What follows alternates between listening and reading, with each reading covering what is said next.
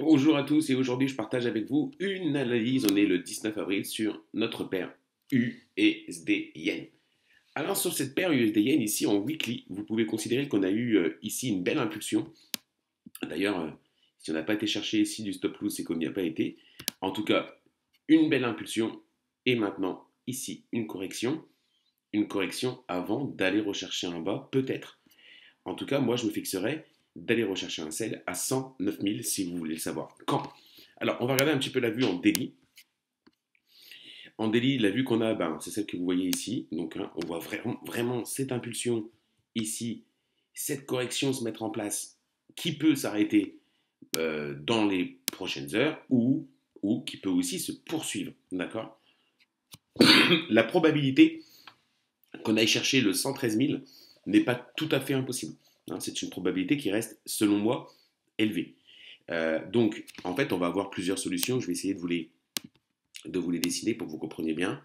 Où on va chercher les 113 000, on va aller casser ce canal weekly, retester, et puis ensuite bah, partir vers la chute, d'accord?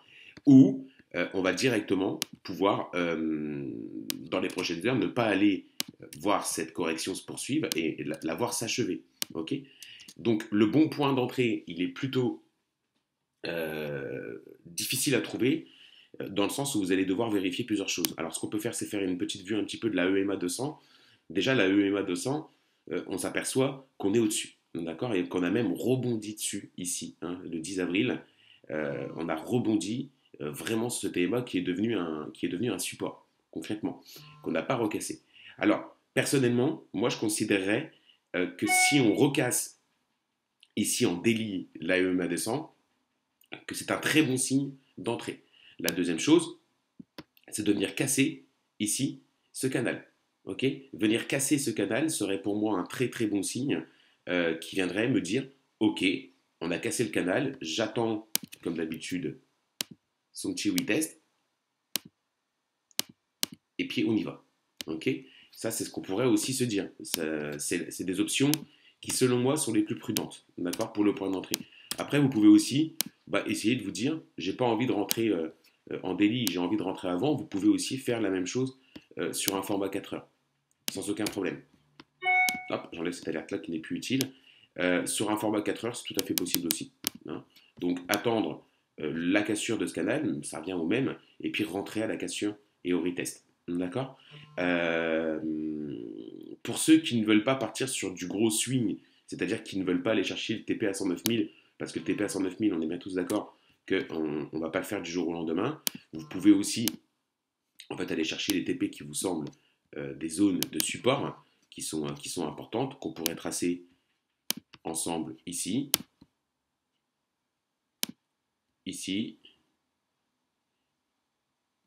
ici, sont des zones très importantes. Donc, aller chercher le TP 111 000, 110 500, 110 000 et puis 109 000. Et pour les plus ambitieux, moi je prendrais 109 000, vous pouvez aller chercher 108 200 sans aucun problème. Et pour les plus ambitieux encore, parce que c'est quand même quelque chose qui est largement envisageable, le 107 800, on va dire. Ok, hein, je prends toujours des instits en fait, hein, c'est pour cela que j'arrondis toujours à la somme. Donc moi personnellement, j'irai chercher le 109 000 parce que ça me paraît cohérent, ça serait une correction qui me paraît très cohérente. Donc en tout cas pour les TP que vous pourriez aller chercher, voilà. Pour les points d'entrée, donc comme je vous ai dit, on attend la cassure du canal ou de la EMA 200 en daily. La même chose en 4 heures. Alors en 4 heures, n'attendez pas la cassure hein, de la EMA 200 hein, parce que attendez plutôt la cassure tout simplement de ce canal. Et puis, vous pouvez aussi peut-être vous mettre en une heure pour voir un petit peu des chandeliers de renversement. Mais on en a eu quelques-uns qui n'ont pas abouti. Là, on voit qu'on est dans cette phase, vous voyez ici, d'hésitation totale, de range, en fait, simplement. Donc voilà, peut-être qu'effectivement, lorsqu'on aura cassé, je dirais, ce niveau-là, peut-être qu'on pourra commencer à se dire, il peut se passer quelque chose, d'accord? Quand on aura une bougie en une heure qui va clôturer en dessous de ce niveau des 111 900, 111 850 plus précisément. Je m'y risquerai pas, d'accord? On pourra avoir une fausse cassure ici, avoir un retest, on peut encore avoir un plus haut. Je vous ai dit que les 113 000 n'était pas quelque chose d'impossible par rapport à cette correction. C'est une probabilité qui reste quand même élevée aussi. même si on n'a pas l'impression, là, on a l'impression qu'effectivement, on reste dans cette zone ici et que, voilà, on est sur une prise de décision. Donc voilà un petit peu pour mon analyse sur USDI. En tout cas, ce qui est sûr, c'est que les amis, on est sur une correction. Il n'y a aucun doute là-dessus. On est sur une correction weekly et daily, sans aucun problème, et que ça va chuter, de toute façon. Ça va chuter incessamment sous peu, selon moi. Donc on va surveiller ce qui va se passer dans les prochains jours, les prochaines heures et les prochains jours, pour trouver le bon point d'entrée, et puis pour pouvoir bénéficier effectivement de ce gros swing. Parce que même à la cassure, hein, si elle avait lieu par là, cassure ou retest du canal, on va dire par ici, on a quand même au moins la possibilité d'aller chercher environ 200 pips. Hein. Donc c'est une très belle position à surveiller, euh, où vous pouvez vraiment aller chercher des choses qui sont plus ou moins intéressantes.